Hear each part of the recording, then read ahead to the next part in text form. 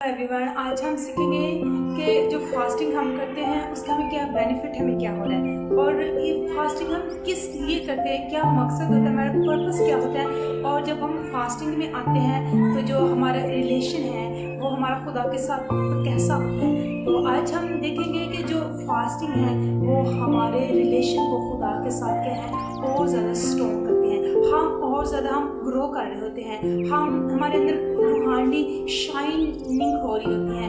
और रोज़ा एक ऐसी ब्लेसिंग है जो क्या है हर ईमानदार की ज़िंदगी में होना ज़रूरी है, क्योंकि जब हम जितनी ज़्यादा हम टाइम फास्टिंग में गुजारते हैं खुदा हम उतना ही ज़्यादा हमें प्योर कर देते हैं, हमें ब्लेस कर रहे होते हैं। वो क्या है जो फास्टिंग है जो ये जस्ट खाने से या पीने से अपने आप को रोक के रखने का मकसद नहीं है, बल्कि जब हम फास्टिंग करते हैं हम दिल से खुदावन के और ज़्यादा क्लोज होते हैं। और आज हमने देखा जब कि अभी रोज़ों का जो सीज़न चल रहा है, जो वेदर है, जो लोग हैं जो फास्टिंग कर रहे हैं, तो बहुत सारे लोग हैं वो जस्ट इसको एक फर्ज, इसे एक रिस्पॉन्सिबिलिटी समझकर से फास्टिंग में लोग टाइम गुजार रहे हैं। लोगों को इसका कोई थीम नहीं है, लोगों को इसका पता नहीं, अंडरस्टैंड नहीं उनको इस चीज़ के लिए कि हम रोज़ा किस मकसद के लिए रख रहे हैं। और रोज़ा जब भी रखा जाता है वो उसका कोई ना कोई मकसद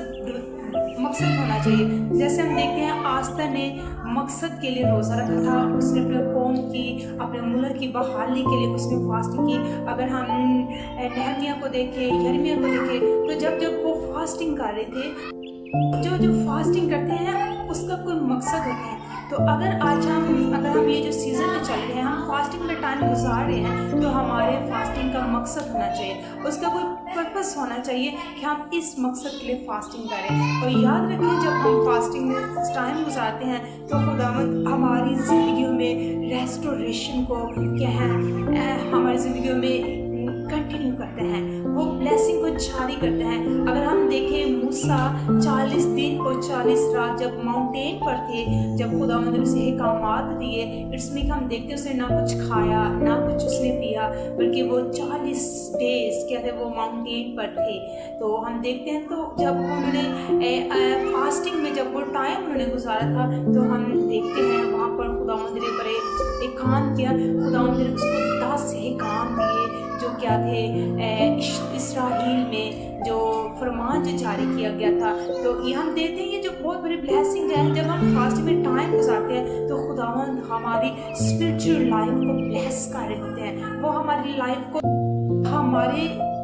को हमारी जो फेस की जो शाइन है उसको वो डेवलप कर रहे होते हैं। और याद रखें जो फास्टिंग है हमें ये रिमाइंड करते हैं खुदावंद की मोहब्बत, खुदावंद की ब्लेसिंग, खुदावंद के मुझसात, खुदावंद की जो ब्लेसिंग जो खुदा हमें जो देना चाहते हैं वो खुदावंद हमारी ज़िंदगी में उसको क्या शाइन कर रहे होते हैं। तो याद रखिए जब भी फास्टिंग में टाइम गुजारना है तो हमारा जो फास्टिंग है ये बेमकसद नहीं होना चाहिए, इसका कोई मकसद होना चाहिए, क्योंकि खुदावंद ने हमें इस दुनिया में किसी बड़े मकसद के लिए हमें भेजा।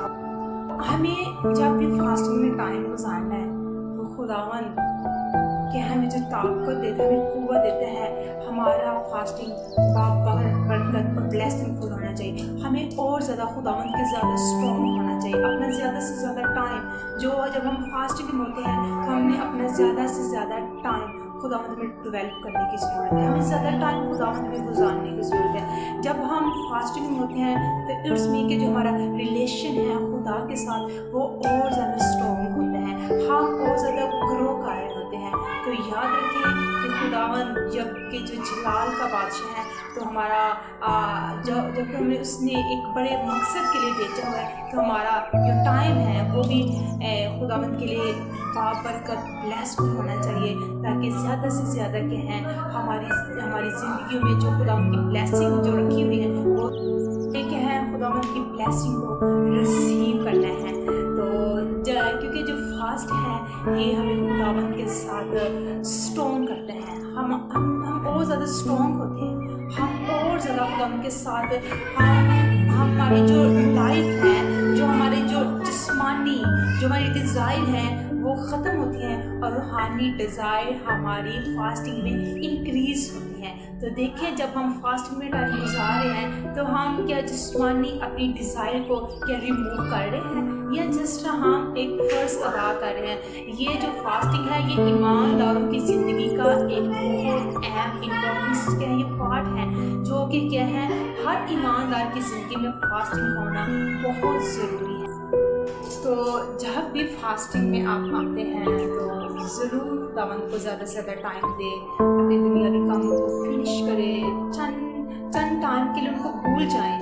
तो अपना फुल फोकस, अपना फुल कंसेप्ट खुदावंद के साथ स्ट्रॉन्ग करें। जब हम उससे ज़्यादा स्ट्रॉन्ग होते हैं तो फिर खुदावंद क्या है हमें ब्लेस कर रहे होते हैं, वो हमें सरफराज कर रहे होते हैं, वो हमारी लाइफ में वो बड़े जलाली और अच्छी काम करना चाहते हैं। तो जस्ट हमें जब भी फास्टिंग में आना है तो अपने आप को स्पिरिचुअली तौर पर प्रिपेयर करने की ज़रूरत है। और कलाम भी हमें सिखाता है कि हम जब भी रोज़ा रखें तो क्या है हमारी सूरत बिगड़ी हुई ना हो, हम रियाकारों की तरह औरों की तरह ना रखें हमारी सूरत। जबकि हम पहले अगर यीशु मसीह इस दुनिया में नहीं थे आए तो हमारी सूरत बिगड़ी हुई थी, तो जबकि वो उस दुनिया में आए उसने हमारी सूरत, हमारी बिगड़ी हुई सूरत को एक अलग से रूप दिया, उसे निखारा, उसे ब्लेस किया। और जब हम देखते हैं यीशु मसीह ने भी 40 दिन फास्टिंग में टाइम गुजारा था और हम देखते हैं वो फास्टिंग क्या थी,